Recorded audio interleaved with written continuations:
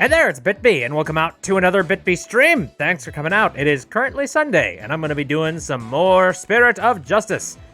So, we have been attempting to try and prove that time travel is possible by proving that it's not possible, by proving that somehow, a party happened twice, like a wedding reception, and yeah, we're attempting to try and solve the mystery, and we're diving back into the court today. So, I hope everybody is doing good today. Again, it is the evening of this superb owl, and I could not care less. Although, funny stuff in the chat. Football! Hey folks, John Madden here. Anyways, let's go ahead and dive in. I suppose this is basically my spectator sport. Legal problems. So let's start this thing up, head on over to the game tab, and we shall begin. All right. Oh, also bring up the proper tab so I can see the game footage. Cool. John Madden. September 23rd, 8:50 a.m. District Court Defendant Lobby number 3. I didn't know we would be playing, alpha, like Moon Base Alpha today. So the one thing we found out yesterday is that Soren was there at the crime scene. I only hope I can get some testimony from him that'll get to the heart of the matter. Yeah, we were kind of left high and dry. We don't really know exactly how we're going to survive in court today. I suppose we'll just have that handed to us. Hey. Mr. Wright. Good morning, Ellen. Look, I'm afraid you might not like the results of today's trial. Nevertheless... Don't tell me you're still thinking of going that route! Soren is innocent! He can't be found guilty! Take me instead! Jesus Christ. Relax. Thank you very much for the 1 heart, owl. Ellen, please try and get a hold of yourself! Yeah, you're about to be in the court of law. You want to be pretty. I believe in Soren with all my heart. So how dare you doubt him? It's them. It's the superb owl. We found them. Basically, anything that I hear about the Super Bowl tonight, the only things I'm really going to find out about the Super Bowl tonight are things that people are going to pick up in pop culture. That's about it. I don't really care about paying attention to anything else. Just like, there were crazy, ridiculous stunts. Cheerleaders. There was a big halftime show. So many strange commercials. Oh yeah, and some people played football, but Regardless of which one of them is found guilty today, it's gonna be devastating for Ellen, isn't it? We'll just have to do everything we can. That's the best we can do, There was a memorial to a fake peanut. That would be... Okay, if that turns out to be real, at any point in time, if we get a Planters commercial... Funny enough, if this turns out to have been a plant for some kind of a shitty Planters commercial during the Super Bowl, I'm gonna be pissed.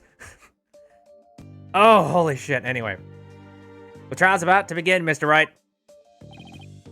Alright, let's go, Maya. Yeah. It's pretty awkward.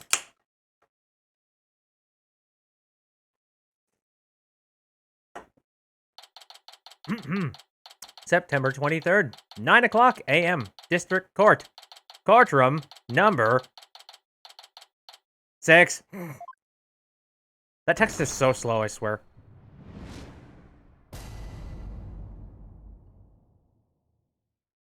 Mint says, I hope you don't mind you posting your prediction on Twitter when it goes apeshit. When what goes apeshit and what prediction?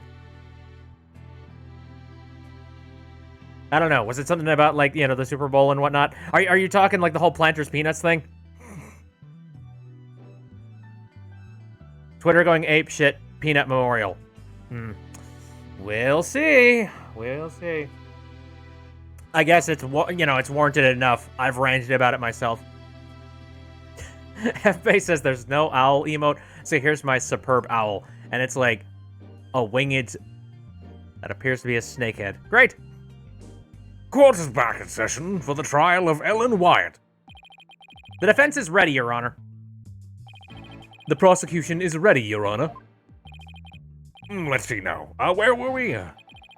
In yesterday's session, we found out about the Sprocket family's conspiracy to cover up the murder of Tomas Gloomsbury with a second reception.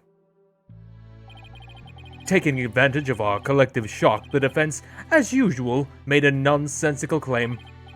Namely, that there was a third person present who struck the victim. Objection! That's not weird, it's true. Hey, don't try to make it sound like I made it all up. The defendant herself made a statement about the existence of a third person. And further investigation has only proven her statement to be true. Then I presume the defense intends to focus on proving the identity of this third person. Is that all right with you, Mr. Edgeworth? Indeed, Your Honor. In fact, I predict that the defense will, most likely, attempt to name Mr. Soren Sprocket as the true culprit. How did you... The driver during the accident that killed Mr. Sprocket's Sixters, exactly 6. was the victim. Therefore, Mr. Sprocket had a motive to murder Mr. Gloomsbury. That's what you plan to assert, is it not, Mr. Wright? Am I that transparent? Well, you are certainly not an opaque son of a bitch. Come now, Mr. Wright, did you really think the police wouldn't uncover this information? Congrats on getting it in one, Mr. Edgeworth. But, oh. You're wrong! Soren didn't do it! He's innocent! Miss Wyatt, please! He's innocent, I tell you! What is this, Mr. Wright? I thought your claim about the existence of a third person came from the defendant. It did. This is just a minor hiccup. Did you not discuss your strategy for today with the defendant, Mr. Wright? Starting off on the wrong foot again is... Wait, I guess seriously cutting into my lifespan. He's gonna die at the age of 50. Actually, no, probably like 45. Oh, F-Base says, it's a Super Bowl joke, because you can shift the B over to make Superb Owl. I know! It would appear that the defense is in disarray. Therefore, the best way to clear things up is to ask Mr. Sprocket himself what happened. Your Honor, the prosecution would like to call Soren Sprocket to the stand. What? But he won't talk. Very well, bailiff. Please bring Mr. Sprocket to the witness stand. And away we go.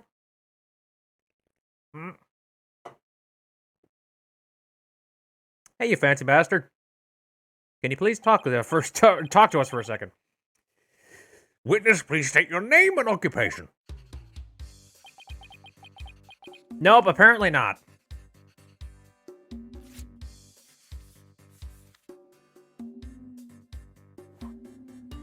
Fluffy says, we all know a superb owl. Yes, it's pro ZD. Well, there's something written on this paper airplane. Let's see here. Soren Sprocket, Managing Director of Sprocket Aviation. Ooh, what nice handwriting.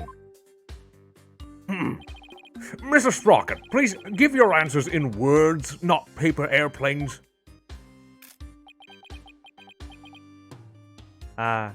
He's like a strange child. Now then, Mr. Sprocket.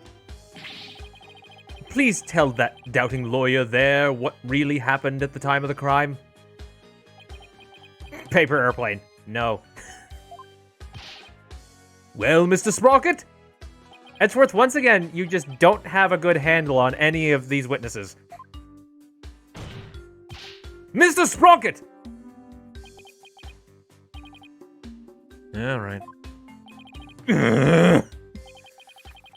You want me to talk about what happened when the crime occurred? In other words, after the first wedding reception. When Ellen and I were in the reception hall, right? Not even the power of the court can stop him from marching to the beat of his own drum. Oh, excuse me, I'm adjusting the mic. What Soren remembers. I was stabbed by Tomas in the reception hall and I collapsed to the door. The next thing I saw was Ellen and Tomas on the Vista deck. I knew Ellen was in danger, so I headed for the Vista deck. But when I got there, Tomas was already... I don't want to believe it, but it must have been Ellen. Nothing else makes sense. Betrayal! Wait just a minute here! You actually think Miss Wyatt killed the victim? That's right. Tomas was killed by Ellen. This is unbelievable! How could you suspect your bride? The woman you love? Maybe he doesn't love her. We've suspected that. Objection!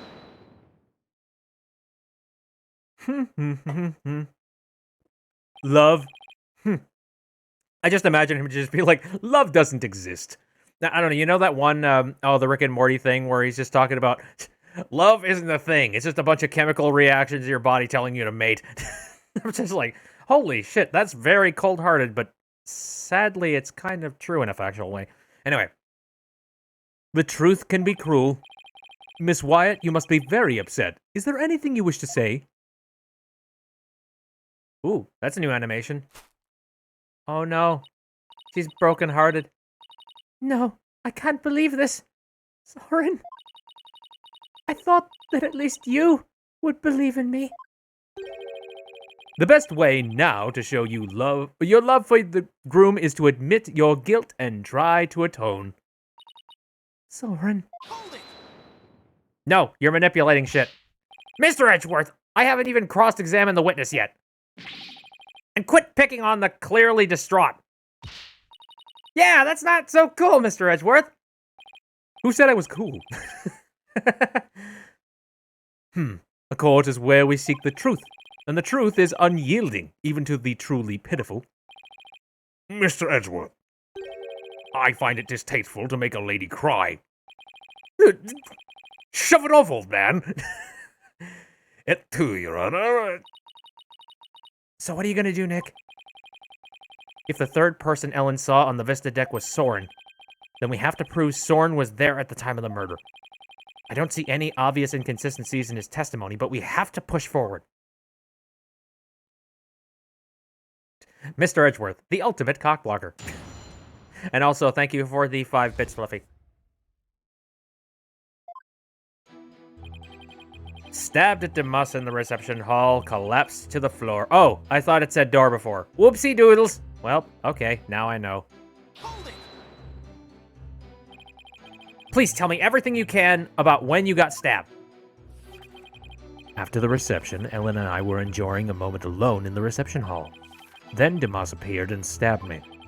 He grabbed Ellen and the Timekeeper and left the reception hall. Did Mr. Gloomsbury say anything at that time? I don't remember. After I was stabbed, I was immobilized by the pain. I see.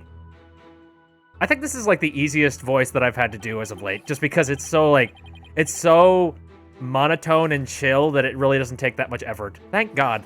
There's so many freaking weird characters in this game that you need to voice, like Goofy Clouds! The next thing I saw was Ellen and Tomas on the Vista deck. The Vista deck, huh? But it was nighttime then. Could you really see them in the darkness? The moon was out, so I could see them clearly. From the looks of it, Tomas was trying to push Ellen and the Timekeeper off the side. So you saw the defendant. About to be thrown off the airship, you say? That's right. In such a desperate situation, it would only be natural for her to fight for her life. And the murder weapon was right there within her grasp. Ugh, this isn't going well at all. I've got to do something fast.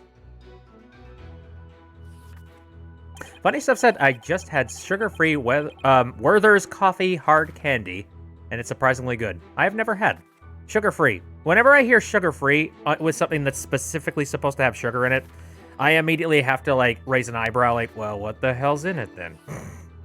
What kind of horrible chemical am I going to put in my body if I decide to eat this?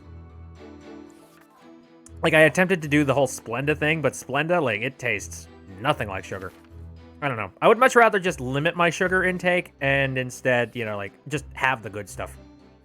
Oh, and also work out so that I'm allowed to have sugar.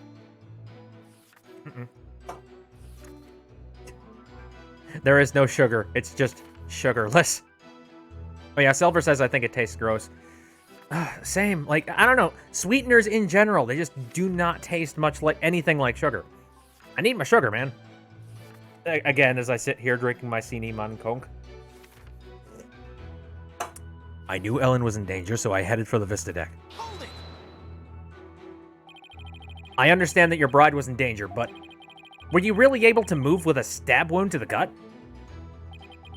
I was desperately trying to push the pain out of my mind. I see. So adrenaline kicked in and gave you strength. Is that right? I don't see much of anything in this statement I can refute. That's right. I almost passed out several times as I made my way to the Vista deck. Shoot. Funny Stuff says, I mean, it's coffee flavor and people usually have it without sugar anyway, so the flavor isn't super off. True, I guess. I do like the taste of some, like, coffee flavor types of stuff, but I am not a fan of, like, hyping myself up with a bunch of caffeine, so I attempt to try and just, I don't know. I'm trying to avoid caffeine as much as I can, and even, like, this small can of soda is, like, probably shouldn't even be having it, but, oh, man. I've splurged a little bit today. I decided to have, like, oh, God. So, you know those Merci special chocolates, those things, like they're sticks or whatnot. My mom got them for Christmas, and she hates them, so she's been going through them very slowly, and she just doesn't like any of the tastes. So she just pawned them off on me, being like, "Here, you eat them. I know you like chocolate." I'm like, "Ooh," and it was pretty much almost an entire half of a box. So great, now I have to try and go through that without going through it in one sitting, which is very difficult to do. Ooh, Fluffy Stuff says, I love chocolate ice cream. You know what I really like? I like mocha type of stuff. Like, I like having some sort of a coffee blended somewhere at a coffee shop that that has a mixture of ice cream in it, or some kind of a, you know, dairy cream kind of thing. I like that. And, oh, but the problem is I really shouldn't have it. That's the thing. Boy, we are all talking about the coffee right now. Silver says, I like coffee candles and beans and etc., but I need coffee creamer if I have real coffee. Well, coffee in the raw is, like, very, very raw. Like, it's very difficult to drink, like, black coffee, so... Oh, what the hell is this? Oh, bullshit!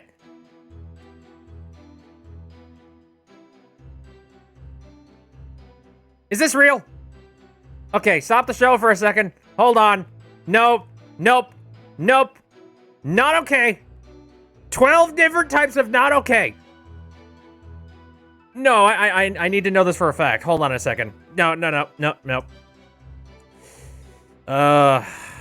what? I'm going to use DuckDuckGo just because I don't want to give them Google Analytics. Fuck that.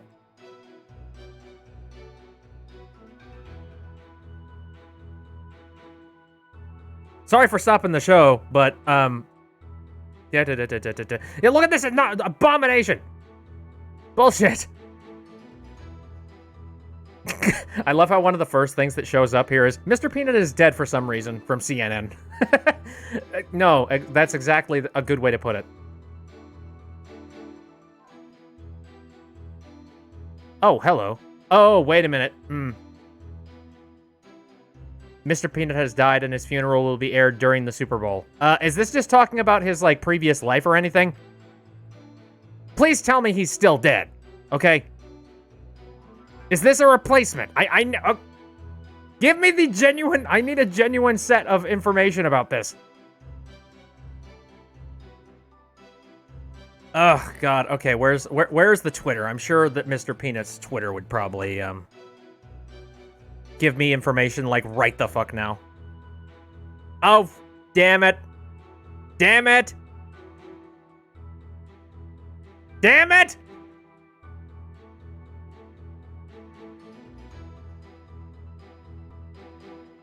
This is not okay. On a major level. Screw you, planners.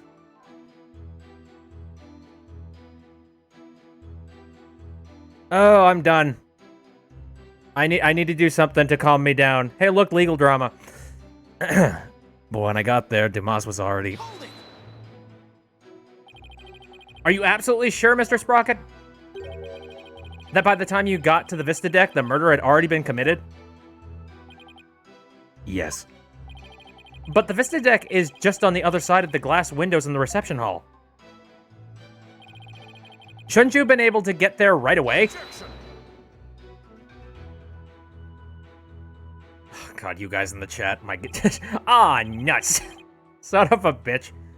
Oh, Professor Render, I was gonna say that last night I was playing Patently Stupid and I got destroyed on the first round. Oh, that's a shame. But that could... Oh, jeez. The Cinnamon Coke is kicking back. Throws a tourney badge at Baby Peanut. No, good enough. Anyway, Mr. Wright, have you investigated nothing? The only way to the Vista deck is to go to the hold and take the lift. Right, we knew about that. No matter how much one hurries, it would take at least 10 minutes. Ugh, well, that's unhelpful. But Soren had to have gotten there before the murder, or my claim won't stand. Do you have any ideas for me, Maya? It's definitely easier to prove that someone did go to the hold than not. I mean, you can't leave anything if you don't go someplace, right? Can't leave anything... Wait a minute. I think Maya's onto something here. The lack of a certain something actually proves that Soren didn't go to the hold. What's the matter? Are you stumped already? No, I'm far from stumped, Mr. Edgeworth. I know for a fact that Mr. Sprocket didn't go to the hold. You and your paper-thin bluffs. Mr. Sprocket's bloodstain on the lift proves he went through the hold. So what possible proof could you have that he did not, in fact, go through there? You want proof? You got it. You can do this, Phoenix. There's gotta be proof that Soren didn't go through the hold. Well, Mr. Wright. Save.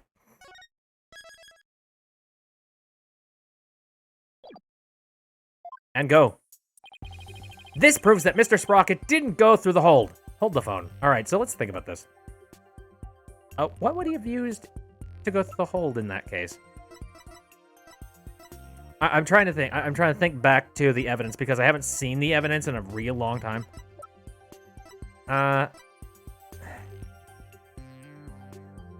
Matches the blood on the candelabra. And stained with the same blood found... Jesus Christ. Can you tell me whether or not the blood is his? Okay, fine. Heart-shaped key used to activate the Timekeeper. Where did we find the heart-shaped key? I'm trying to remember. I think we ended up finding that in the reception hall, if I'm remembering this correctly. Oh boy, this might be a little bit rough starting out here. Mr. Sprocket didn't go through the hold. Well, I don't know if we really want to be proving that with the blood on the hold, considering...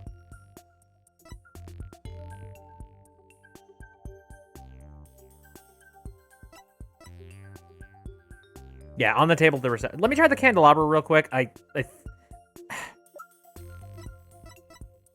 I see, like, the diagram of the frickin' place? Is that located anywhere in here? I think it might be this. Oh, no, it's not.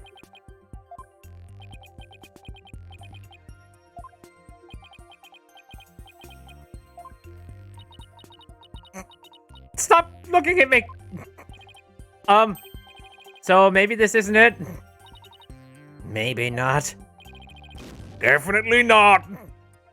Oh, FBase says, wouldn't the hold entry report help? Oops! You got a point. Do we have the hold entry report sitting in here somewhere? There's a photo of the hold. Oh, here we go. Records of the key cards used to access the airship hold. Let's see if this works. As anyone can see from the hold entry record, there's absolutely no mention of Soren Sprocket entering the hold. The defense asserts that Mr. Sprocket used a different route to get to the Vista deck. You can assert all you want, Mr. Wright, but can you actually prove another route exists? Can I prove the existence of another route to the Vista deck? I don't know. Oh god, everybody is putting like ... as comments. Awkward silence. I wonder if I got that one wrong. I can pretty much tell when I get it wrong. This game is real good with the tells, like, oopsies. Yep, I done screwed it up. Shadow says I'm late, and also I can't have the audio on, but hello. What? But the audio is the best part, because you can hear my annoying noises. Anyway, God, can I prove the existence of another route to the Vista deck?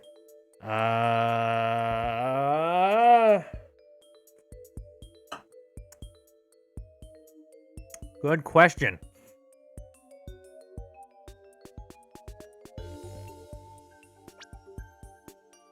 I'm just gonna save just in case I do something stupid. Anyway. Yes! I can prove it! Even if it's just a bluff, I have to present something.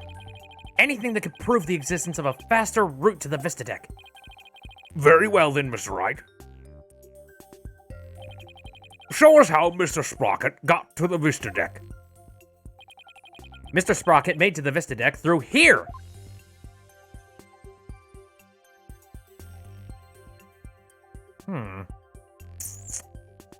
You know, I really doubt he made it through the emergency exit, because I feel like he would very easily die. Unless there's some really fancy shit he pulled off. And I don't know how he would do that when he's stabbed. Ooh, Fluffy's got a floof on their lap. Good, you are a very lucky individual.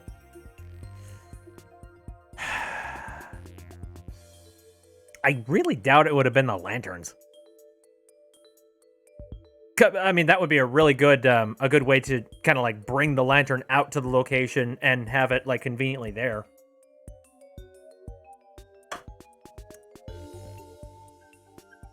Is there any logistics to why the Pegable lantern would have potentially been used? Oh, your cat's deaf? Oh, interesting. I'm going to... Just because this just seems the most freaking likely. Mr. Wright, how could anyone get to the Vista deck through there? What if he just kind of wiggled his way through here?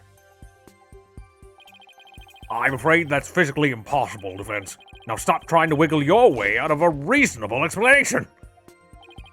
Sorry, Your Honor. Please let me try again. Okay, so I get the feeling that I am on the right track here, but... I don't know if this... You know what? Derps and giggles. This series has gone to weirder places, so... To save his bride from danger, Mr. Sprocket opened the escape hatch and made his way along the outside wall to the Vista deck. You lunatic. Isn't that right, Mr. Sprocket?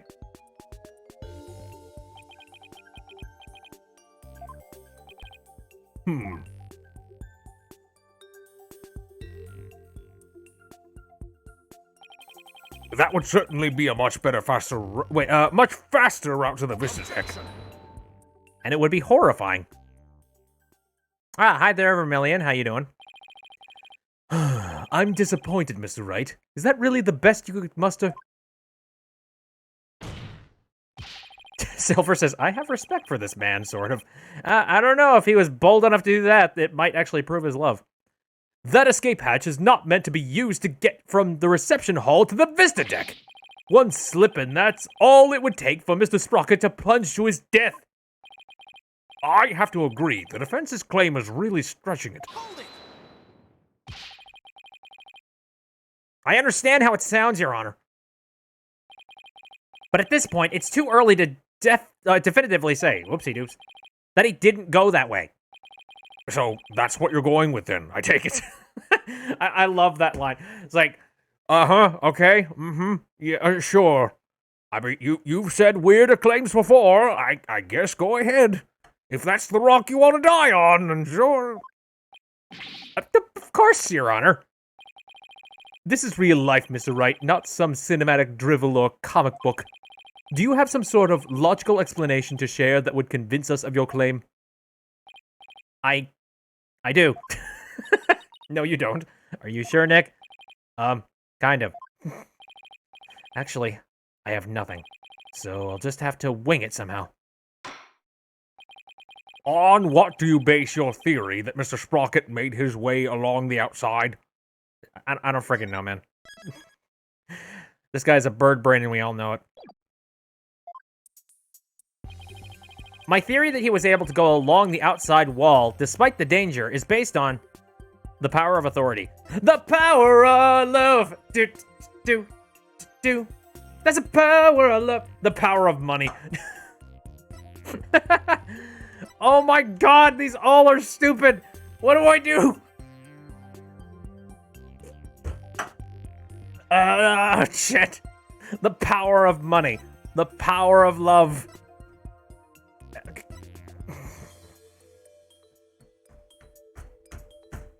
This is so stupid. Throws attorney's badge. Is this joke still funny? That's fairly funny. Oh, screw it. To save the bride he loves, the groom risked his life and rushed to her side. Mr. Sprocket was able to make it to the Vista deck despite the danger. Because of the power of love! The power of love? Oh, hey look, it's Huey Lewis and the News! That love is a source of strength that can help one overcome any obstacle. I think I can relate thanks to my own long, happy marriage. Who is your wife, by the way? We've never met her. I'm so curious. We hear so many stories about her. It's like, oh, I gotta get back to the wife, otherwise I'm going to get slapped. Yeah, I'm going to get a good wrist slapping. How dare you! Get here on time. I made you biscuits. Wow, he actually seems to be buying it. But he isn't. The power of love, you say? That kind of illogical argument is hardly viable in a court of law. Wouldn't you agree, Your Honor? I'm afraid not, Mr. Edgeworth. You should never underestimate the power of love. You'll understand one day when you get married, which I won't. Thanks for stopping in, Vermilion. Exactly what is so wrong with wishing to remain unnude? Unwed, rather. Sorry. Non-nude. Way to set him off, Your Honor. Never mind all this unscientific nonsense. Are you aware, Mr. Wright, that at the time of the crime... Yep. There was a huge propeller turning at full speed between the hatch and the Vista deck. Even if a person was to go outside through the hatch...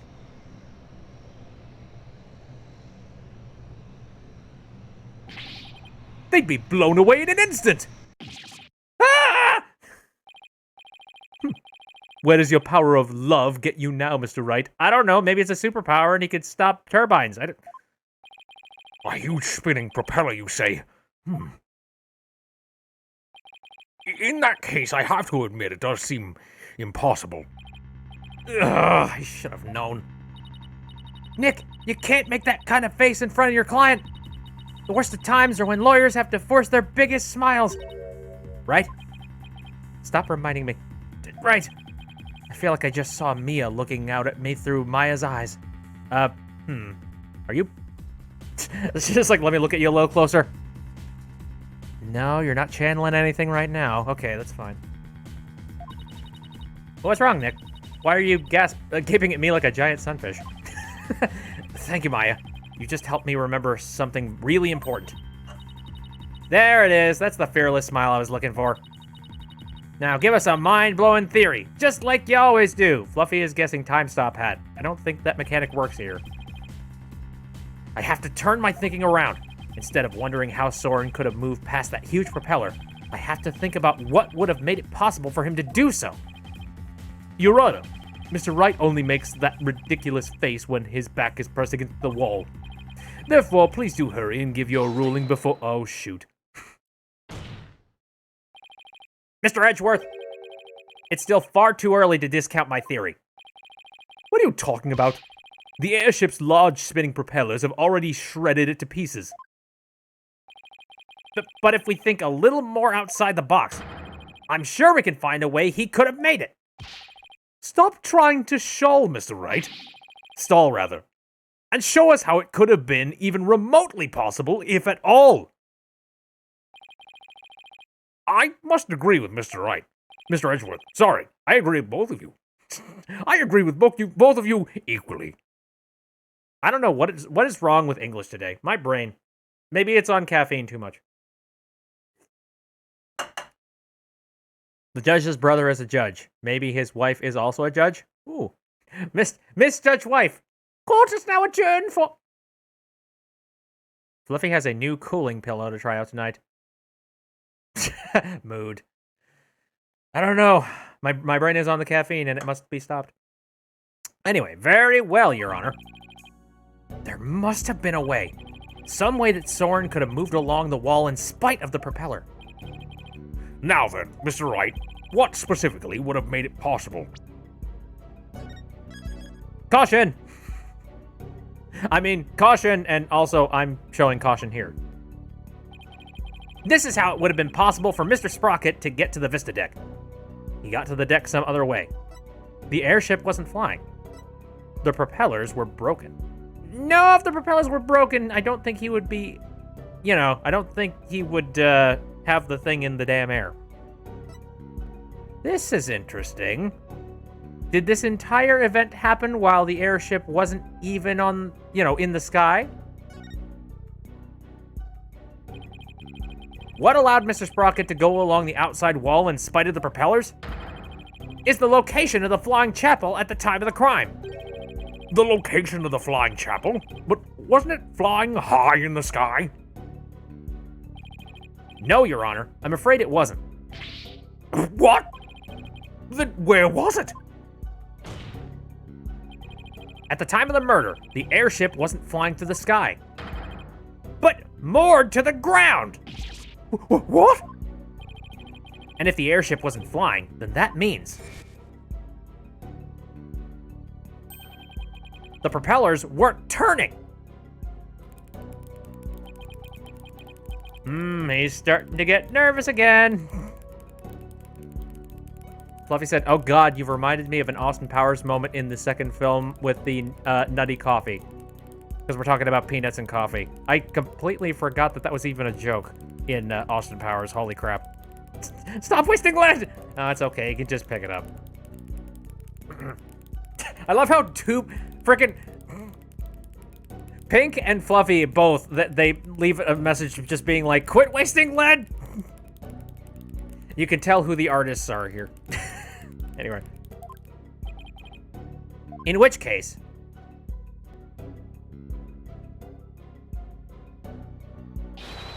Mr. Sprocket could have gotten to the Vista deck along the outside wall. Isn't that right, Mr. Sprocket?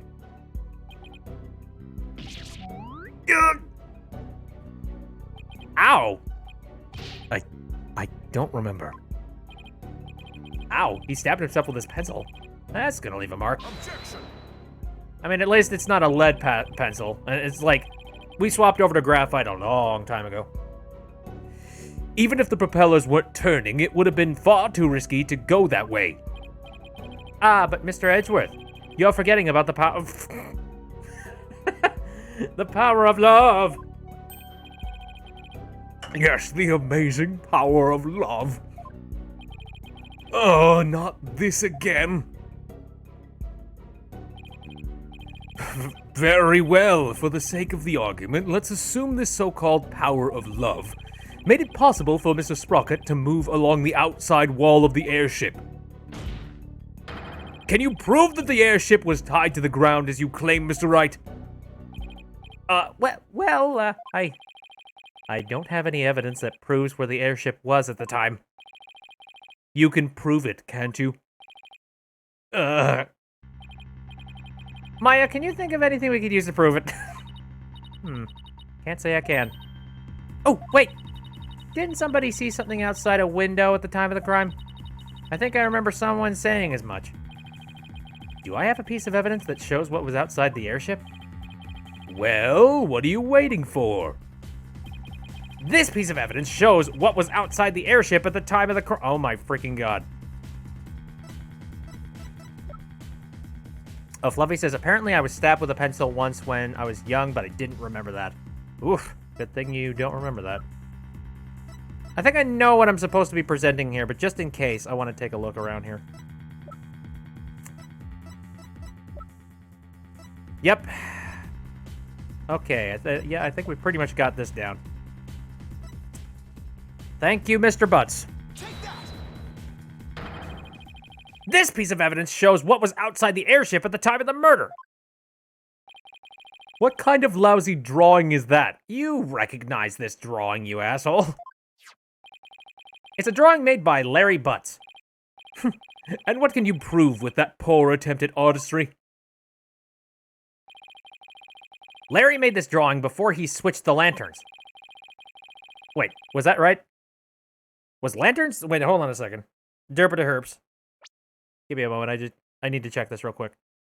Right, switch the lantern. Right, I completely forget that the freaking cow is a lantern. Holy shit. Anyway, so it must have been right around when the murder was being committed. Now, if I could direct the court's attention here. Is that a pterodactyl? It is, sir. Let me take a look at this. So now that we have the context of the fact that the airship was grounded, what could that potentially be? Because it doesn't look like a rope or a harness or anything. I don't know if it would be able to see city lights from there. I don't know. Does that mean that the airship actually went back in time to the Cretaceous period? No. We've already proven that time travel is nothing more than a gimmick, did we not? We did, and I have no intention of bringing up that argument again. But this drawing shows us an important piece of information. It shows us that the airship was actually moored on the ground. And what makes you so sure? That's easy. All you have to do is consider who made this drawing. This dumbass.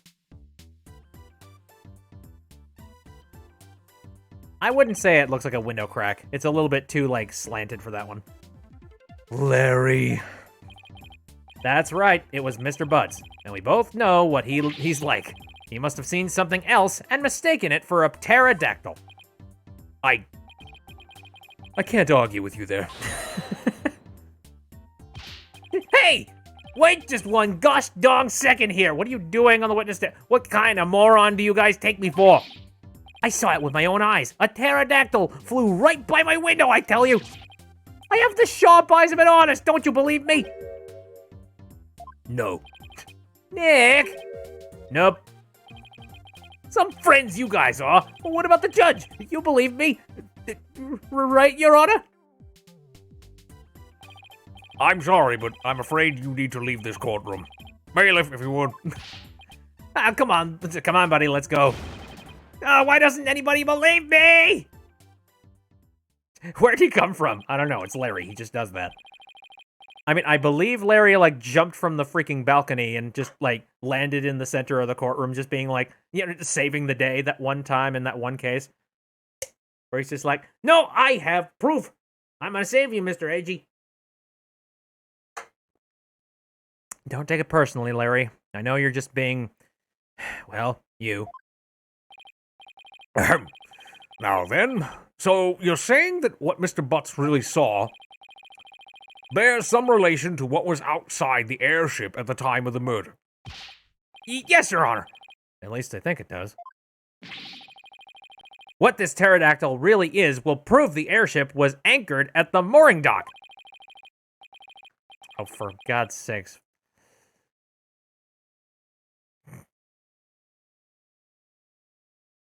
Buy funny stuff.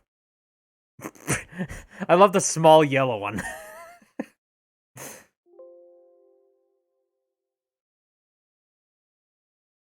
Okay, dokie, get rid of that. There we go.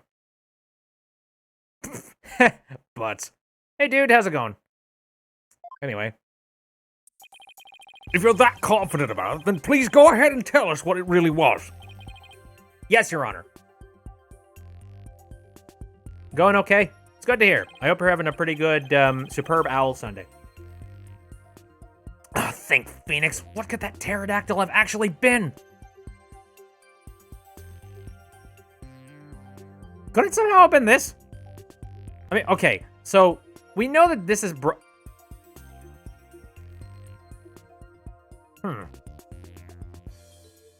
you think it's this? I really... something tells me that it's not... Huh. Dude butts. I think it's freaking this. Please take a look at this sign. At the sign? It appears to have been broken and then repaired. But what does this sign have to do with the pterodactyl? Please focus on this part of the sign. That part of the... okay, that part that broke off and got reattached? I don't know, what about it? How about if we turn it like this? Oh, that shape! It's the pterodactyl in the drawing! What Mr. Bots actually saw was this chunk as it was being blown through the air by wind. What? Why are we shocked? It's Larry we're talking about here. On the day of the murder, there were some heavy winds in the area of the mooring dock. But it's hard to imagine that this sign would make it up as high as an airship would fly. That means the flying chapel must have been anchored to the mooring dock that night. Isn't that right, Mr. Sprocket? Objection!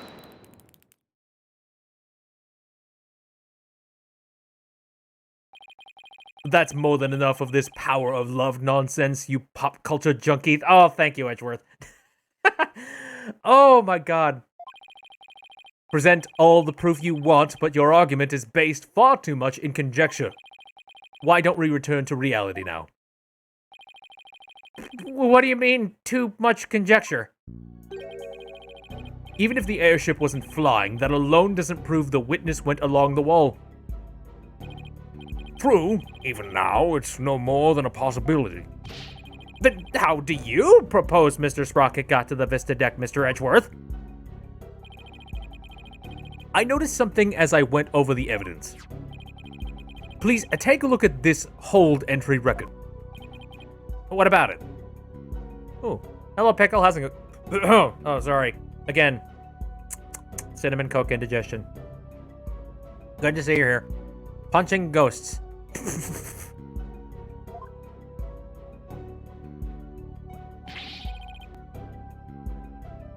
I don't see Mr. Sprocket listed on here anywhere. Don't you remember? In yesterday's session, we had a very similar kind of argument. Did we? I don't know, that was like a week ago. Honestly, Mr. Wright, are you going senile already? Probably. By the way, it only just occurred to me, like, I just remembered the other day that, oh, right, these trials only have 3 days to make it work, like, you know, make things work. Like, you kind of forget that after a while. Like, you don't remember, it's like, oh, yeah, they kind of changed things, so you have to solve everything in 3 days. God, that's terrifying. We talked about Larry Butts using the defendant's keycard to enter the hold. Oh, we did talk about that, didn't we? In other words, even if a person's name isn't on an entry record, it's still possible for that person to have entered by using someone else's card. Mr. Sprocket, you entered the hold with Mr. Nickety, didn't you?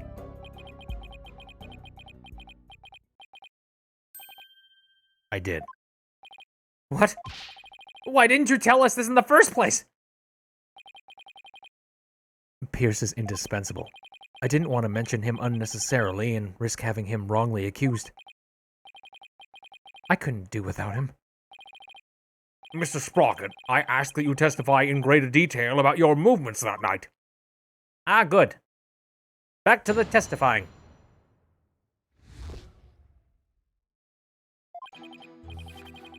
The truth is, I went to the Vista deck with Pierce. That's why my name doesn't appear on the hold entry record.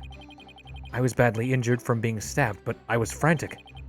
By the time we reached the scene, it was all over. Well, this doesn't help me one bit. Mr. Sprocket, you've concealed information from us. Okay, from us time and time again.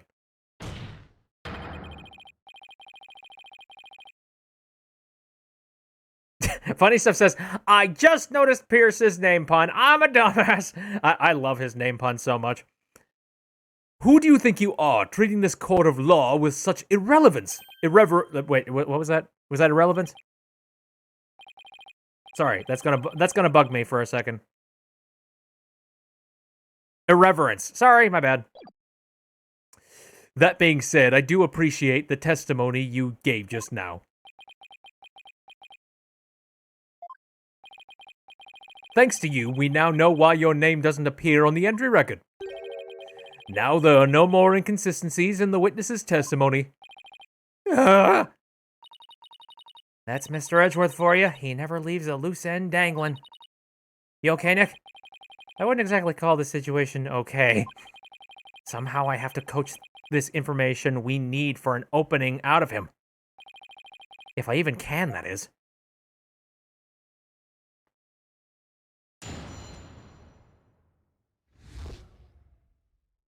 Alright, let's see. The truth is, I went to the Vista deck with Pierce. You didn't mention this because you didn't want Mr. Nickety to fall under suspicion? This is a really cross-examination. Da-da-da-da-da. Is that because he had something to hide? I just didn't want the police to take up his time with all their questions, that's all. Neither the company nor the household would function smoothly without him. I see. Wow, sounds like Pierce is absolutely indispensable to the Sprockets. Anyway, getting back to your statement. This doesn't help me one bit. B. When did you meet up with Mr. Nickety? We met up on my way to the Vista deck. I think Pierce and some of my relatives were on another floor, but Pierce heard the commotion and came running to my aid. You could hear the pandemonium all the way from another floor? Bullshit. Mr. Wright, would you like the current statement added to the witness's testimony? Sure. Yes, please, Your Honor. Very well. Pierce heard the commotion and he came running. Did Mr. Nickety come alone? I believe some of his subordinates were with him, but I don't remember exactly how many. You may say there were others, but seeing how they pulled that second reception off, I can't completely trust anything he has to say either. I see. So you, Mr. Nickety, and a few others headed to the Vista deck, is that right? That's right. He's got a damn good poker face, let me say. That's why my name doesn't appear on the hold entry record. Your name doesn't appear on the hold entry record because you entered with Mr. Nickety using his keycard? That's right. So I guess the hold entry record doesn't matter as much as we thought. But now that Soren's saying he was with Pierce and a few others, it's pretty tough to refute that statement. What's the matter, Mr. Wright? Cat got your tongue? Did you finally realize there's no point in continuing this trial any longer? Of course not! Ugh, I'll wipe that smug look off your face. Mr. Sprocket, please continue with your testimony. I was badly injured from being stabbed, but I was frantic. Speaking of your injury, how are you doing now? The knife wound is deep and continues to throb with pain. Fortunately, my internal organs were spared. But one wrong move would have spelled the end for me there. Even so, I've seen you up and about all over the place since the incident. I'm only following my doctor's orders to perform some daily light exercises. Mr. Wright, would you like Mr. Sprocket's statement about his condition added to his testimony? Not that it appears especially relevant to me. Should I have him add it to his testimony? Sure. Whatever, the more information, the better. Yes, Your Honor. I'd like to have it added to his testimony. I see. Very well. The knife wound is quite deep and continues to throb with pain. Hold it!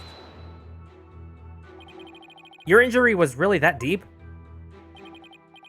Luckily, it missed my internal organs, otherwise I wouldn't be alive right now. According to the doctor, his injury will take about 3 weeks to heal. There's no way someone with that kind of injury could have gone along the outside wall. But he might have been able to with the burst of adrenaline brought on by the pain. Adrenaline? Adrenaline. Is that your answer for everything? In a court of law, the only thing that matters is evidence, not rampant speculation. At least admit it's scientific rampant speculation. May I continue? I have places to be. Yes, of course.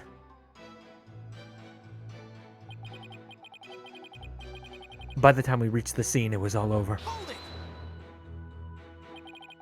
So you still insist that you reached the Vista deck after the murder had occurred? Is that correct? Yes, that's right. Ellen must have killed him. There's no other explanation. I guess whether Pierce was with Soren or not doesn't change the outcome. I guess not. In fact, more witnesses actually makes it worse for us. So another cover-up, huh? That Soren has too many secrets. I bet he's still hiding other things too. That's definitely a possibility. But in a situation like this, what we have to do is go back to the basics. You mean go over the testimony and check for any lies or inconsistencies? You got it. All right, Nick, let's go for it. Yeah, I've already done that. But I guess, technically, I think we might have to check all of the stuff again. Oh, Fluffy says, ow, my cat head. Oh, wait. Your cat's head rub your toe. How is that an ow? Oh, wait. Didn't you say something about hurting your toe? I think I actually remember you saying something about that. Shoot.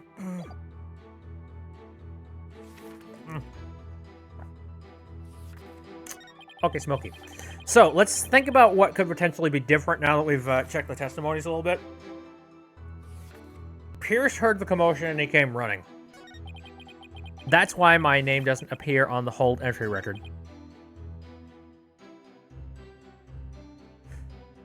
The knife wound is quite deep. Continues to throw. I mean, okay. Yeah, Fluffy dropped a plate on it. Thank you for the refresher. The fact that he says he got stabbed with a knife rather than the candelabra. Did he say... what? Hold on a moment.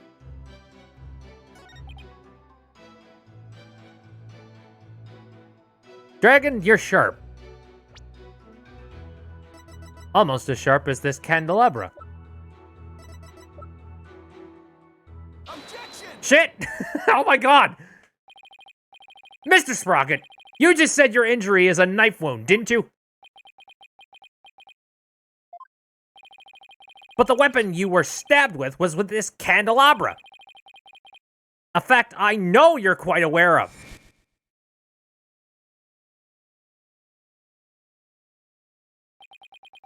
Very well. This is what I heard directly from Master Soren himself. As you surmise, Master Soren was stabbed by Gloomsbury on the day of the murder. It happened after the first wedding reception.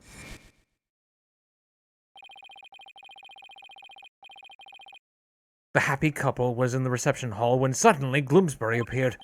He attacked Miss Ellen and tried to take her away. Now there's like a vignette thing going on here with this picture. And it's just like, it looks even more like the meme. Mr. Green did it with the candle in the lobby. Yay, I won clue. Master Soren went to stop him and found himself in a struggle with Gloomsbury. This is when Master Soren was stabbed with the candelabra, he said.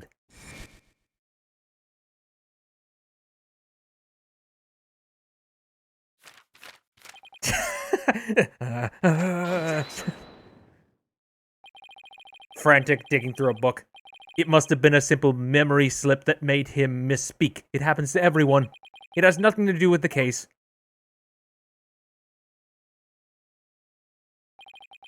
You must be pretty desperate to point out something so minute. Yeah. I have to agree, Mr. Wright. You hardly need to make such a big deal over such a small mistake. But I contend that it's an important inconsistency.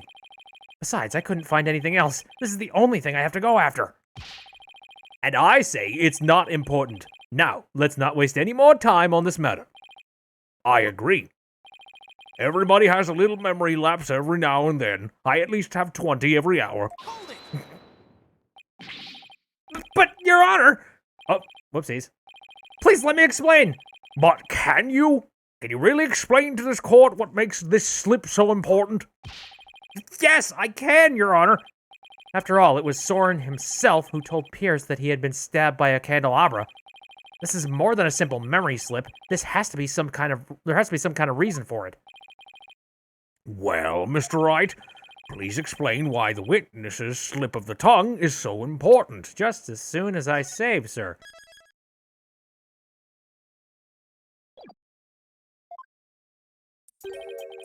The point to focus on here is why the witness would mistake the weapon used to stab him. Think carefully, Phoenix. This could very well change the course of the trial.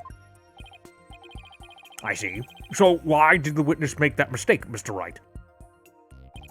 Mr. Sprocket identified the wrong weapon used against him because he misspoke. No, he's covering for someone. He has no memory of it. I have to assume that he's probably covering for somebody. Either that, or, okay, it's definitely not he misspoke. But I could see it working with either of these. Like, he has no memory of it. I'm a little curious if perhaps he might have been stabbed and maybe he was drugged at the time. I don't freaking know. Stop saving to stall time! No, I have this save feature and I can manipulate the world.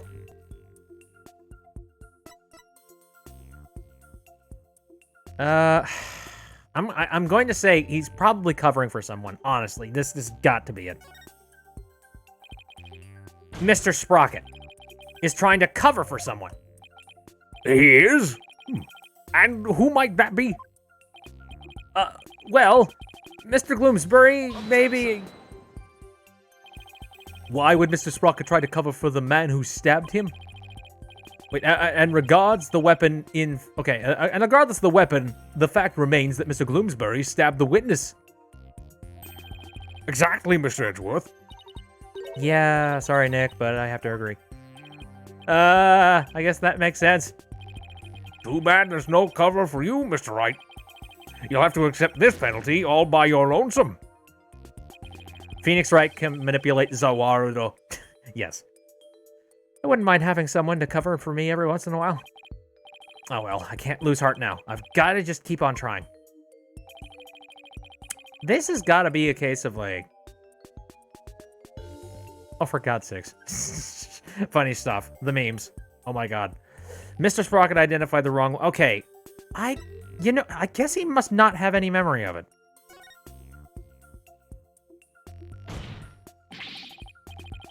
He doesn't remember the incident, let alone the weapon used against him. Not only that, but I believe Mr. Sprocket has some sort of memory disorder. Therefore, the defense contends that Mr. Sprocket's testimony thus far is invalid. Just because you can't find a flaw in his testimony, you want to throw it all out? Your baseless claim is nothing but pure slander of the witness's character. Mr. Edgeworth is correct, Mr. Wright. Can you explain your grounds for making this claim? Of course, Your Honor. Think of what Soren has said, how he's behaved. That's where I'll find a clue. Very well. Let's hear your argument, then. My grounds for claiming that Mr. Sprocket has a memory disorder is... his notebook.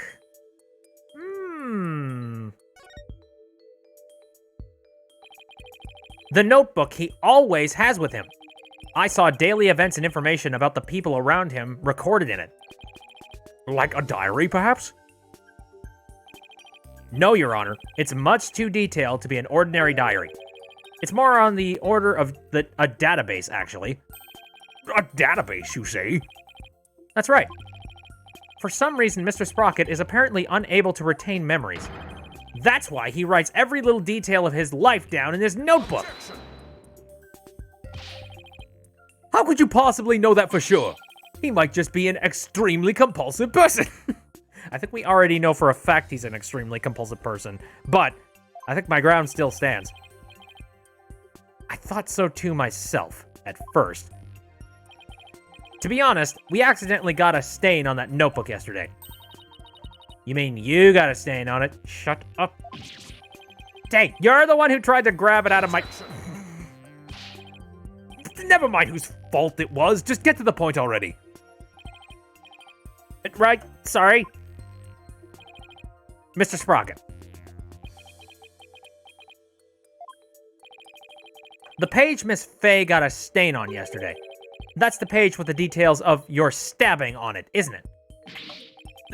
No, I only write in this notebook because I'm very compulsive. No, I'm compulsive, I swear. Oh my god, look at me compulsively spin my pen. Now drop the subject already. Sorry, but I'm not convinced. I noticed an odd fact about your notebook, Mr. Sprocket. This is an invasion of privacy. I'm not comfortable with this. On the earlier pages, you used to write down invention ideas. But after a certain date, you started writing down a lot more, and in much more detail.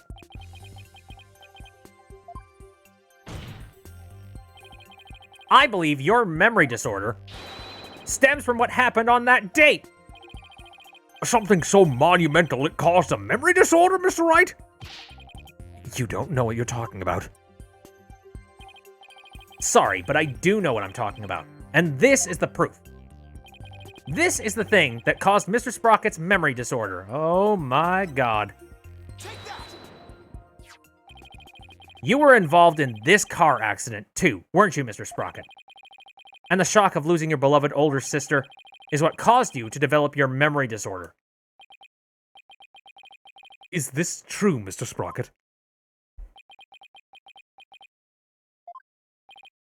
Well, is it?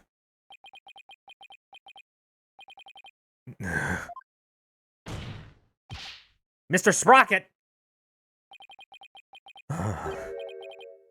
It's true. That accident did something to my mind.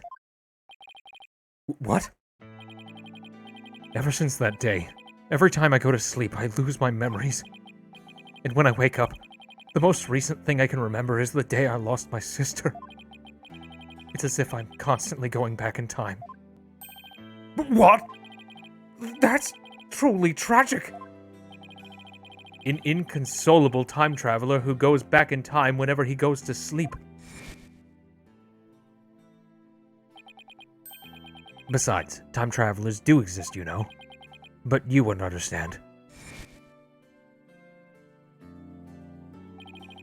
So that's what Sword meant.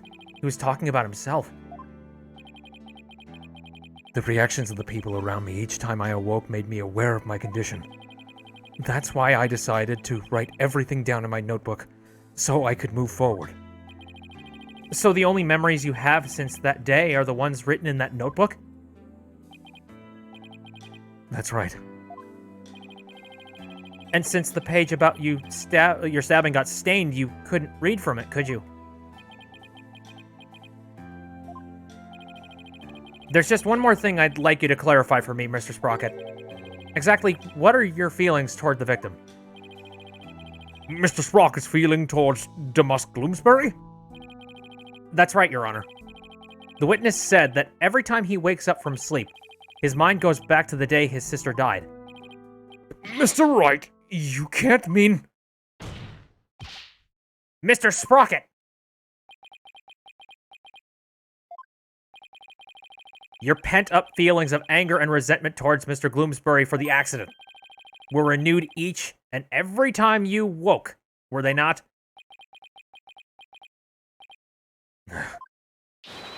But you couldn't take it anymore, so you turned to murder. Isn't that right? Well, Mr. Wright, are you saying that the witness murdered Mr. Gloomsbury? For revenge? Ugh. Well, Mr. Sprocket?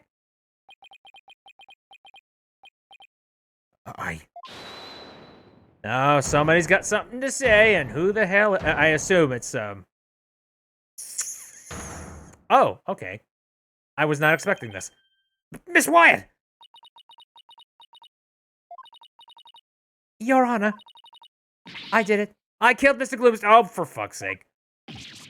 No! What?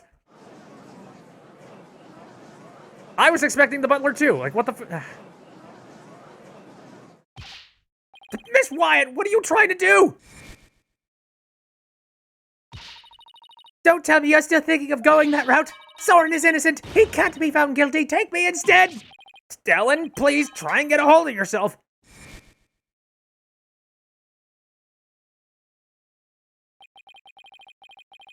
I guess she really meant it. My Soren didn't do anything wrong. I'm the one who should be convicted. Are we to understand that you're confessing your guilt? No. Now wait just a minute here.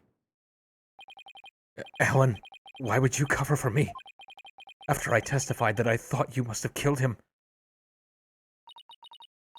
I'll admit, I couldn't believe my ears at first, but all I want is for you to be happy. Your happiness is my happiness, Soren. Please don't. No. But without my notebook, I'd even forget those feelings of yours by tomorrow. Knowing that, do you still feel this way? You've loved me all this time, the same way you did before the accident. That's how I know that you're the same person I've always loved. No disorder can change that. Ellen.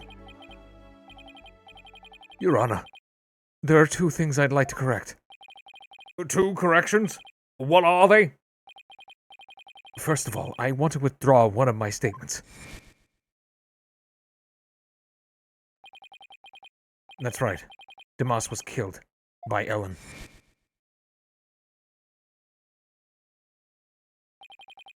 Without memories to rely on, I took the police completely at their word. You can't be serious. Uh-oh. So that means Soren never really doubted Ellen in the first place, did he, Nick? Ellen really does love Soren with all her heart. But in order to save her, I'll still have to go after Soren. I hope you can forgive me, Ellen. And what is your other correction, Mr. Sprocket? The truth is, I never felt anger or resentment toward Tomas about my sister. What? Why not? That's because the one who caused the car accident was me.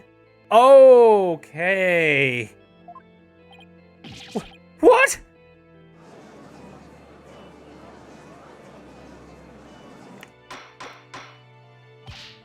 Order! Order in the court!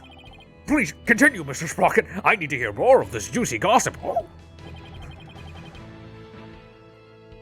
I'm the one who killed my sister. To protect my career and my future, my father made Tomas take to blame. In exchange for money and the position of lead servant. Holy hell. So, you see, Tomas must have held a grudge against me, not the other way around. And he must have attacked Ellen to get his revenge on me. Are you sure about all this, Mr. Sprocket? Very sure. It's all been written down in detail in my notebook. That notebook is important evidence supplying background to this case. I must insist you submit it as evidence. Sweet! Yay, we have all the backstory. And one very bloody page. The lawyer said I had turned to murder, but that's just not true. However, it is true that my older sister and Tomas are both dead because of me and my negligence. I just glanced through Mr. Sprocket's notebook. I wasn't able to read the part about when he was stabbed due to the blood stain. Frickin' convenient. But what's written here about his sister's car accident is exactly as he stated. Your Honor, as long as it matches what's written in that notebook, can we still take the witness's testimony as valid in spite of his memory disorder? Yes, I believe we can. I understand now that the witness' memory is in disarray. But if what Mr. Sprocket himself wrote in this notebook is true, we have the knowledge. then that means by the time Mr. Sprocket's party reached the scene, the victim had already been killed. Ugh, Edgeworth's right. I'm still in the same bind as before. But should I really simply accept the contents of the notebook as a substitute for Soren's memory? Well, Mr. Wright, what do you think? Will you accept Mr. Sprocket's notebook as an official representation of his memories? Can we omit things? Sir? Will I accept Mr. Sprocket's notebook as an official representation of his memories? I'm just gonna say yes and see what the hell happens. Your Honor, I can accept Mr. Sprocket's notebook as... Nick, are you sure about that? Oh, thank you so much. Not really. I mean, I already don't like where this is going. Your Honor, the defense requests a timeout. There are no timeouts in a court of law. I mean, what do you think is like a 15-minute recess then? Huh? How about that? Oh, whoopsies, I scripted that. Give me your answer and no dawdling. This is an important point. I need to be careful on it. Are you freaking kidding me? Okay, apparently I'm gonna say no. What? Wait a minute, Your Honor! The defense requests a chance to examine the notebook to see if it's trustworthy. I thought we were just gonna straight up say, no, we don't accept it as fact. And then it's just like, oh, well, okay. Fluffy says the dusting kit. The writing indents the page so we can cover what was written. Do you really think that would work? Especially on, like, paper? I mean, maybe, but I don't know. Very well, but be quick about it. Thank you, Your Honor. So, how should we examine it? Well, we should look at it from all different angles to see if there's anything suspicious.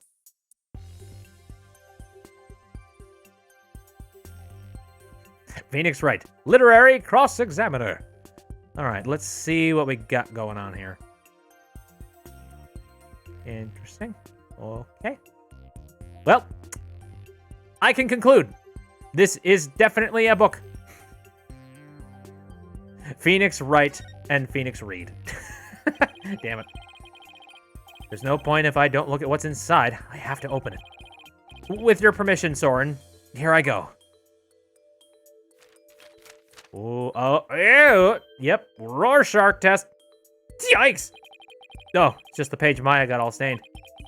But I guess it's not going to be very helpful at this moment. I'll keep going. This is the last page where there's writing. Something about this page doesn't sit right with me. I better take a closer look. Well, there's clearly a dang old rip in the frickin' page. And also, some sprawlings of a madman, it looks like. Huh? A page has been torn out. And it looks like there was something written on it. Doesn't sit right. Da-da-da-da-da-da. I really need to get a button for that. So,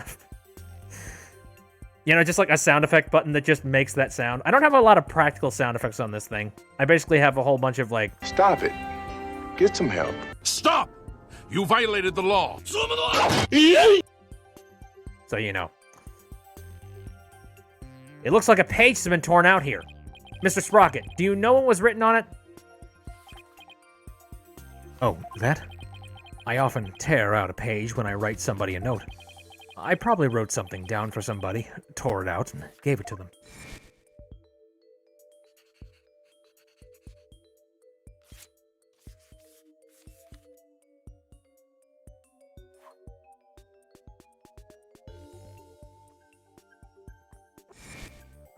I don't know. Your rips seem to be pretty clear and clean.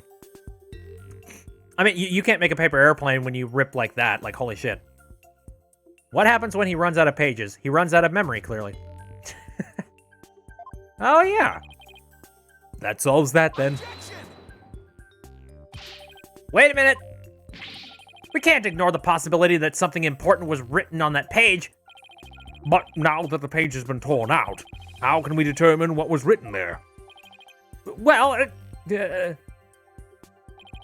let's see. To find out what was written in the notebook, we should hold it up to the light. Heat it with a lighter. You guys have been talking about fingerprint powder.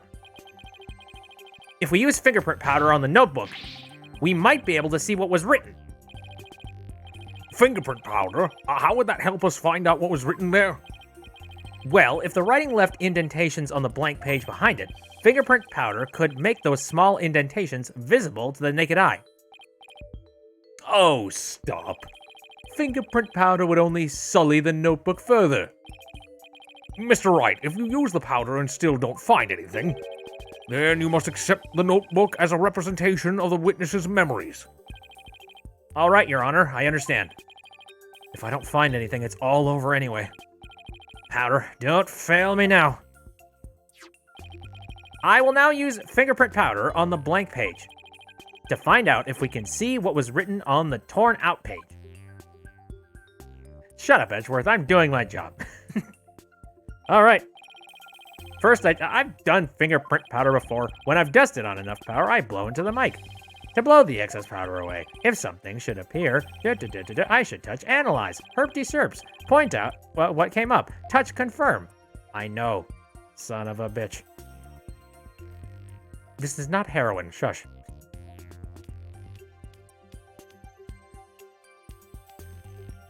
Okay.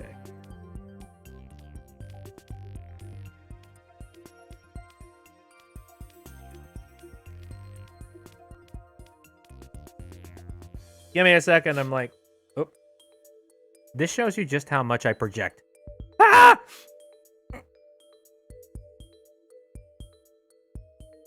Oh, asshole. Damn it. Okay, fine. I don't want to finish it, but great.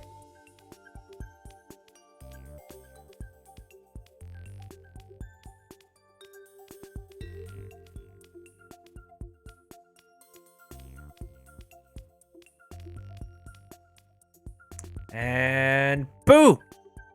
Boo! Derp! Herp! Marp! Shite!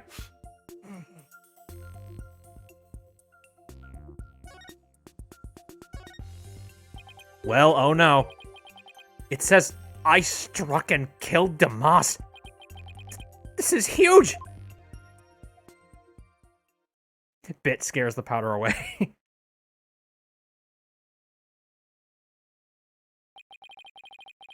I struck and killed Tomas. That's what was written on the torn out page. What? Why would he write that shit? It can't be! I don't believe it! This has to be some kind of mistake! Soren would never, could never! Miss Wyatt! Bailiff, please get the defendant to the infirmary at once. Phoenix, I struck and killed Tomas. He's guilty! Get him out of the altar!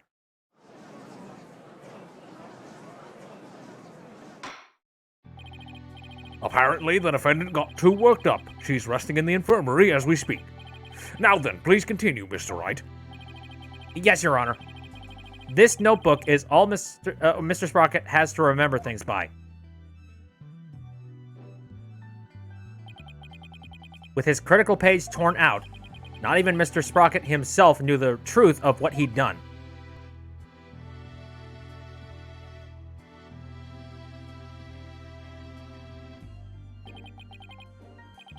I'm the one who killed Tomas. So it wasn't Ellen? Oh, thank goodness. Mr. Sprocket, does this mean you were at the crime scene during the murder after all? I guess I must have been. Oh boy. I mean, technically we win, but also technically we lose.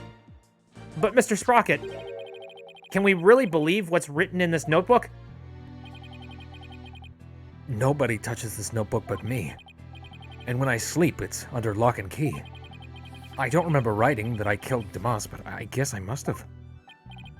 Well, now that we have a confession, I'm afraid I must render my verdict. Of all the... Yes, Your Honor. Please give your ruling now, while Ellen is asleep. I want the woman I love to be set free as soon as possible. Soren really does love Ellen after all, doesn't he? Yeah. So this is how it ends. But is that how it really went down? Is there really no way for them both to be happy? Well, clearly it's gotta be. It's a Phoenix Wright Ace Attorney, sort of special. I know we should consider anything written in the notebook to be the truth, but still. I myself wrote of the crime in my notebook. No further proof is necessary. Soren himself wrote in his notebook? Wait a minute. Very well. I will now give my verdict. Ellen is about to be found not guilty, and Soren will be convicted for the crime instead. And yet, am I really ready for the judge to give his ruling? Nope! No, not when there's still one more avenue left to explore. This court finds the felon... The felon. Sorry, I had some very weird indigestion at that very moment. Your Honor, there's still something that bothers me about that notebook. Oh, is there? What are you doing, Mr. Wright? All you have to do is keep quiet, and your client's a free woman. I know, but I think there might be more to this case than meets the eye. I'm not quite sure yet, but I think there still might be a way. A way for Ellen and Soren to be happy. Now kiss. What do you mean by more than meets the eye, Mr. Wright? I had a weird case of conjecture. I believe the question here, Your Honor, should be, why was the incriminating page torn out in the first place? Why, to destroy the evidence, I would imagine. But removing it from the notebook is the same as removing it from Mr. Sprockets' memory, which means he wouldn't have been able to trick the police if he came under suspicion. No, if he wanted to cover up his crime, he would have to remember that he had done it. Just what are you getting at with this line of inquiry, Mr. Wright? Yes, please explain it so that we can all understand. My pitiful brain. I don't know, maybe I need a notebook, because I clearly need more brain power. Yes, Your Honor. The page was torn out of the notebook because he wanted to forget what happened. It was torn out by accident. Somebody else torn it out.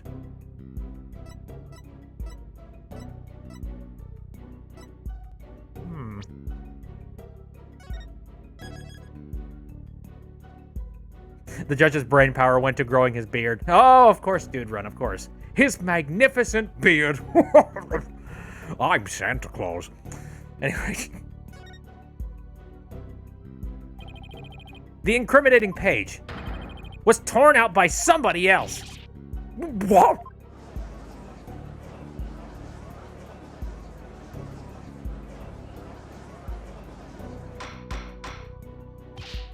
Order! Order! Are you claiming a third person interfered with the notebook? It's not all that surprising if you consider what's happened up until now. After both the car accident and the murder of Tomas Gloomsbury, there was always a cover-up not far behind. But I had my notebook with me at all times. Did you? Because I remember you were in a panic yesterday because you couldn't find it. That's true. Damn it, you are technically correct. The best kind of correct. So what? Who orchestrated this particular cover-up, Mr. Wright? If we think back over the course of the trial, it's pretty easy to guess.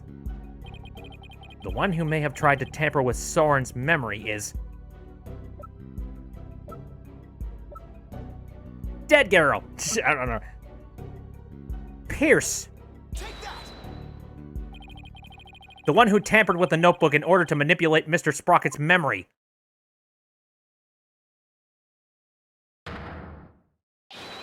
Is Pierce Snickety.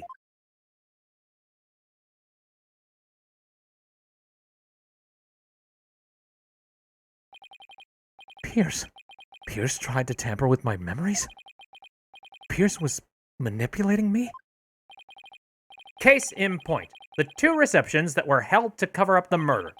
It was Mr. Nickety who directed the guests and orchestrated the entire scheme. No, it can't be. Which of my memories are mine? Which have been rewritten? When did he start rewriting my memories? Who wrote this? And this, and this? And this, and this, and this, and this? Oh, Jesus. Take off! Look at that frame rate. He literally took off! What? It's about to head out. Yes. Look, Nick, he's coming back down. Rocket Man doesn't have enough propulsion. Gonna be a long... Oh, no, wait, I'm back. My memories. Ellen. Uh-oh. We have two people in the infirmary. Mr. Sprocket! Bailiff, please get Mr. Sprocket to the infirmary on the double!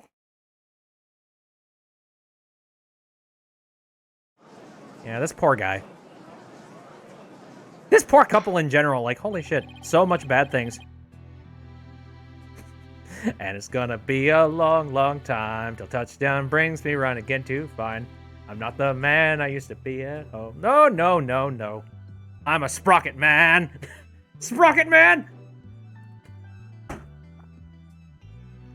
My court case found me not guilty. Oh, no. Mr. Sprocket has been taken to the infirmary. We don't have to worry about him running away, so let us resume where we left off. Your Honor, the defense would like to call Pierce Snickety to the stand. Objection. When you think you're going to the infirmary, but you end up in a microwave and splat. Come on. You and Hobo. You and your microwaves. What is up with you? We already know he carried out the cover-up to protect the company and Mr. Sprocket. What more do you want from him? Dude Run says, Judge, we have to worry about him burning out his fuse up there alone. this time it's different. The notebook, or rather, Mr. Sprocket's memories, have been tampered with. That means the only person who knows the whole truth is now Mr. Nickety. Don't tell me. Are you actually trying to drum up the third suspect in order to exonerate the defendant and her groom? I'm not drumming up anything, nor do I have grounds to accuse him of anything. Yet. I love that yet. He's like so freaking confident. It's like, well, I mean, you know me. You know where this is going. How many times have you been in courtroom with me? All I know is that Mr. Nickety is the only one who knows the truth. And I think he's still hiding something. Something we don't know about yet. No grounds yet, is it? Yep, yeah, you know. Well, Mr. Edgeworth, does the prosecution consent to calling the witness to the stand? It does, Your Honor. He's curious. He's just like, this madness. I like it. However, I would like a little time to talk with the witness before we... Oh, of course you do, so that you can, like, you know, you could put all of the pieces together in such a way that maybe you can win. Asshole. Very well. We will break for a 20-minute recess.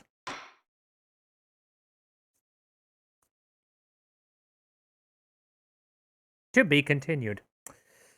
Oh, boy, oh, man, this is starting to get really juicy, and I'm going to be honest, I kind of want to continue going, but at the same time, I actually have some plans to work on stuff, so I actually think I'm going to be bookending this for today. Oh my god, this is getting so... I'm getting so curious about this. This is starting to become, like, one of my favorite freaking cases.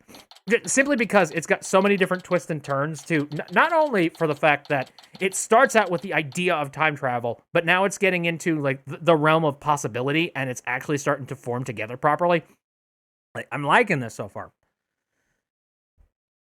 Bit, show us the microwave. I don't know. My microwave's kind of dirty, and it has had one too many Hot Pockets cooked into it. So, no, I don't think I can show you that.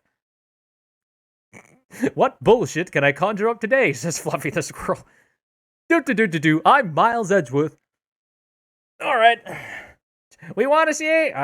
Again, let's save this for next week. Very likely, we're probably going to be doing this next Saturday, since I don't believe. Give me a quick second. I'm going to take a look at the plans that people have. Yes, it appears that next Saturday everyone's going to be busy. So yeah, I'm definitely going to be doing stuff. Phoenix Wright next Saturday for sure. Miles Edgeworth sounds a lot like Aurelio Voltaire. Oh God, please help me. Mint says Aurora Borealis. Aurora Borealis. Musician? Oh, I don't know. I just go with the stuffy guy. I'm a snooty bastard. Doop-de-doop-de-doop.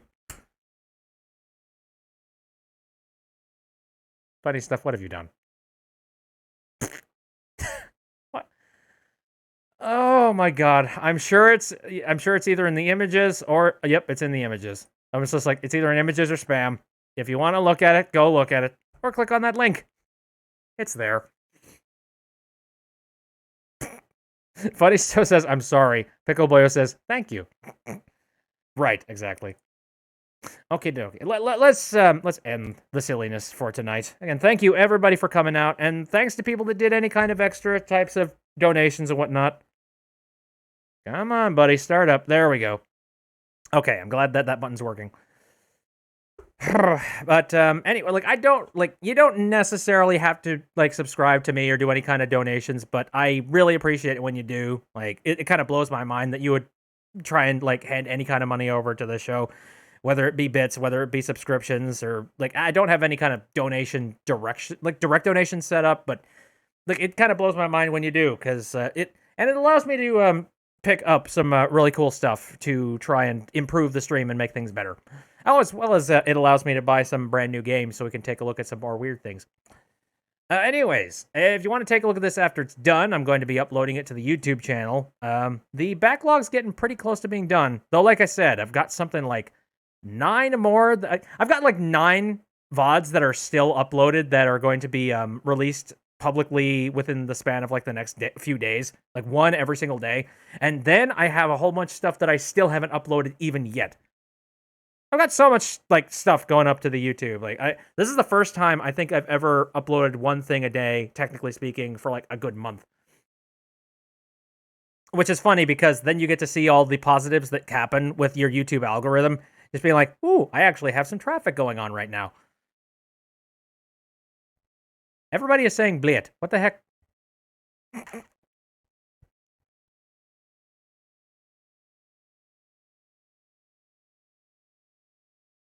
I'm currently reading the chat at the moment. What are you guys doing? What is the guy grabbing from? I need to know for science. What guy? Are you talking about the picture that Funny Stuff put down? I don't freaking know. Oh, my brain. It is a mess of complete, I don't know. It's like baby food at this point. The Hot Pocket guy. Okay. So, anyways. Let's smash barters. The grabby guy? He's from the game we just watched. Yeah, clearly. Hit the grabby arms. Funny Stuff says, it's been shown a few times. Yep, we've memed on it before. Except this time it's in a sepia tone. Woo! Kicks down door to Ace Attorney Wiki. Alright. Now again, what are my plans for... Oh man, I really badly want to go and play Hollow Knight, honestly. I will likely be doing that next Wednesday. Again, next Saturday I'll probably be doing Ace Attorney. And then Sunday, I don't know. We will definitely see. But that'll do it. Again, thank you everybody for coming out. See you next time.